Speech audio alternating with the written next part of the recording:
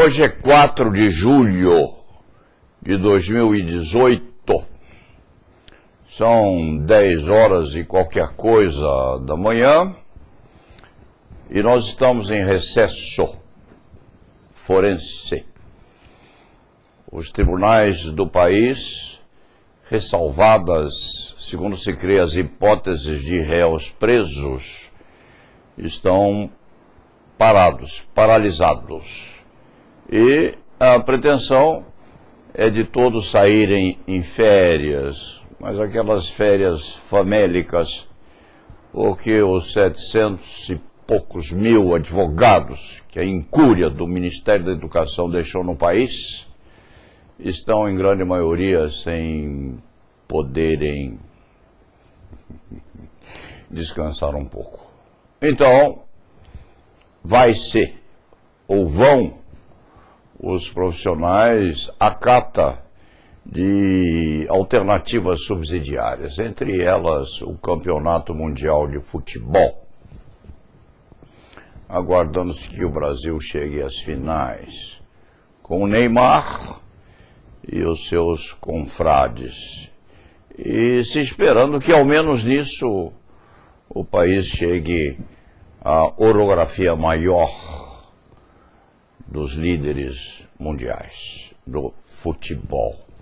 No meio disso, o cronista acorda de manhãzinha com o cão fiel, trazendo o jornal do dia na boca, no focinho, para que o chefe possa lê-lo.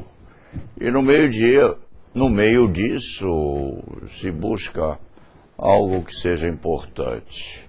O cronista localiza o juiz Bretas, lá no Rio de Janeiro, também competidor do outro magistrado célebre, Moro no Sul, e Bretas, na Guanabara, competindo os dois a verem qual deles consegue estipendiar pena maior para os réus. E Bretas está vencendo. Bretas é vencedor. 30 anos de reclusão para o ex-governador do Rio de Janeiro, não, para Eike Batista, que foi uma das maiores fortunas do mundo. E hoje há de ser candidato a uma reclusão, não se sabe por quanto tempo. Não os 30 anos, é claro, mas é um período muito grande de escravatura nos cárceres do Rio de Janeiro, vendo quiçá o Cristo Redentor lá em cima fazendo companhia a Bretas, que obviamente é santificado para poder impor condenação tão grande. Mas isso é problema dele com a justiça em geral e com a competição dele com o juiz Moro, se e quando houver. Mas notícia muito mais importante do que isso, e do Campeonato Mundial de Futebol na Rússia, mais importante, ao ver deste velho gladiador da advocacia criminal, um dos mais antigos, razoavelmente lúcido, ele, no país. Uma notícia mais importante é aquela correspondente a um time de futebol que está competindo também, embora poucos se interessem por ele. O time é constituído por Ekapol, Shanin, Dongfet, Sonfong, Mongol, Pipat, Prachuk, Ekarat, Natawut, Adu Samon, Porshid, Pirapat, Panumart. 13 garotos. O mais velho deles com 16 anos, mais o técnico, presos todos numa caverna a 1000 metros de profundidade na Tailândia. Um timezinho de futebol. O que se perdeu na chuva se pôs dentro das cavernas e lá restou uma parte daquele cavernoso instrumental físico inundada. E os 13 meninos mais o técnico lá dentro, com 2 heróis, sim, além de outros. 2 heróis, que são os mergulhadores ingleses. Chegaram lá, os 2 mergulhadores, Rick Stanton e John Volantin. Chegaram lá, depois de 6 horas mergulhando naquilo que eles próprios se identificaram como se fosse um mar de café escuro, até conseguirem estabelecer contato com os garotos, que estavam famélicos, sim, não com sede, porque o ser humano com fome e tendo água vive aí cerca de 40 ou 50 dias.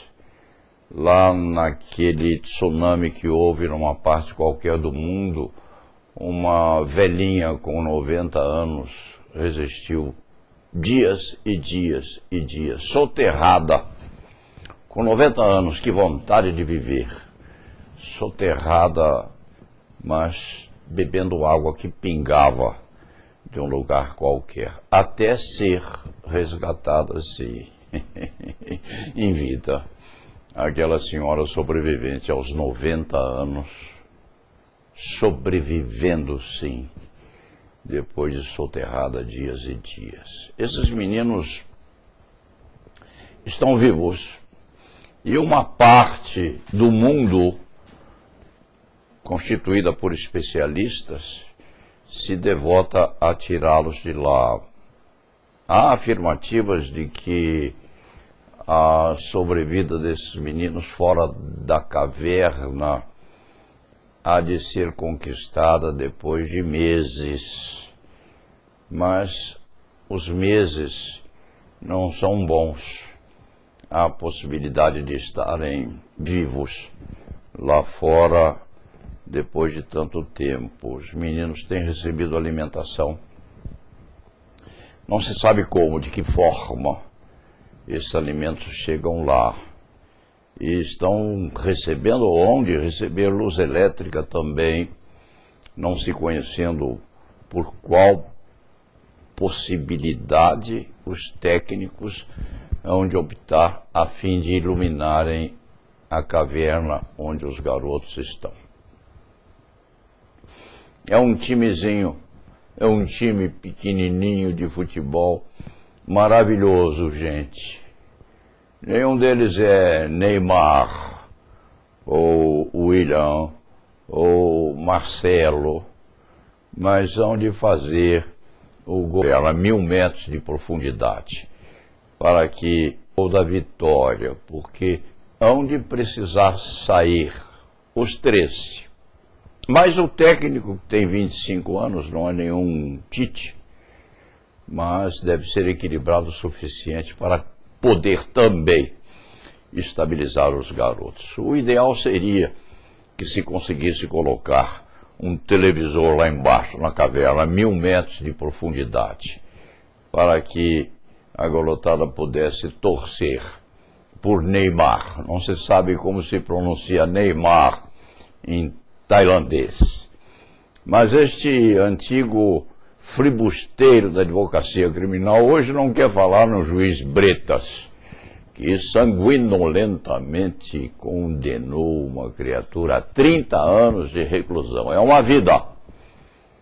Obviamente não se há de chegar aos 30 anos vivo, mas um pedaço desse período satânico há de ser consumido no encarceramento. Provavelmente essa reclusão há de ser reduzida. Mas, de qualquer maneira, o juiz fez o seu gol.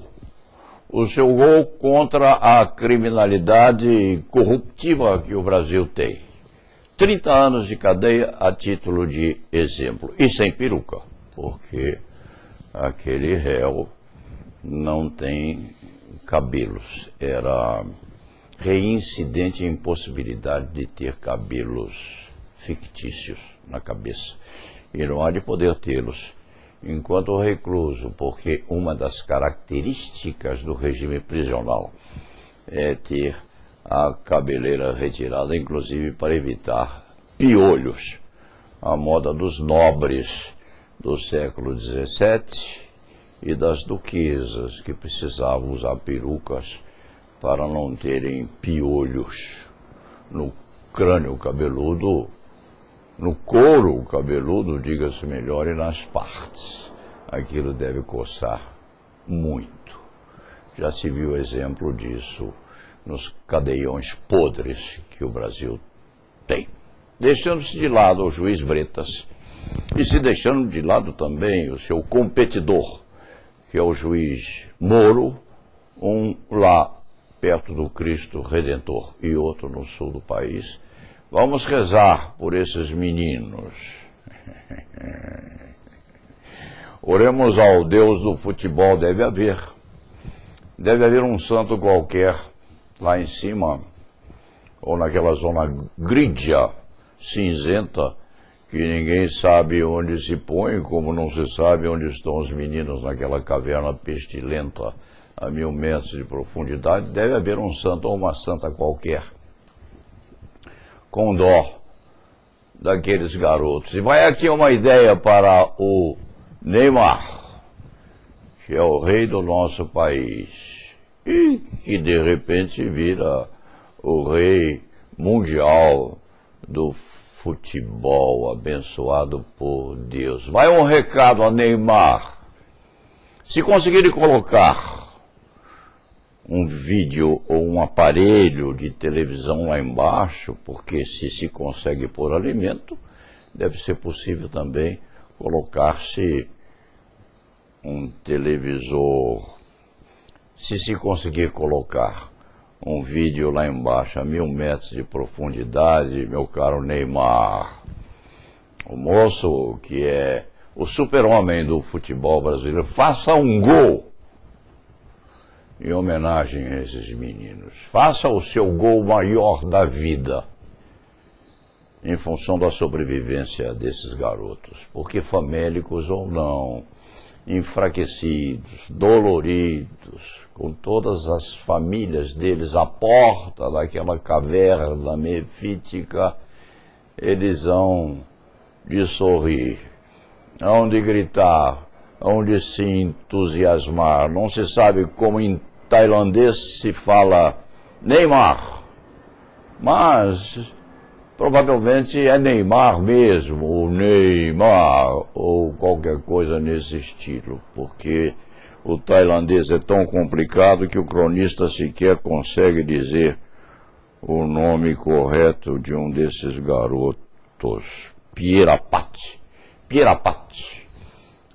sofrido, choroso, preocupado com a escuridão, mas entusiasmando-se se o Neymar fizer o seu gol da vitória e se ofereça o jogo final. Chegando ou não o Brasil lá, ofereça a quem vencer o seu gol da vitória a esses 13 moleques, 13 jogadores mirins de futebol. E o juiz Bretas fica em casa. O juiz Moro também resta em casa.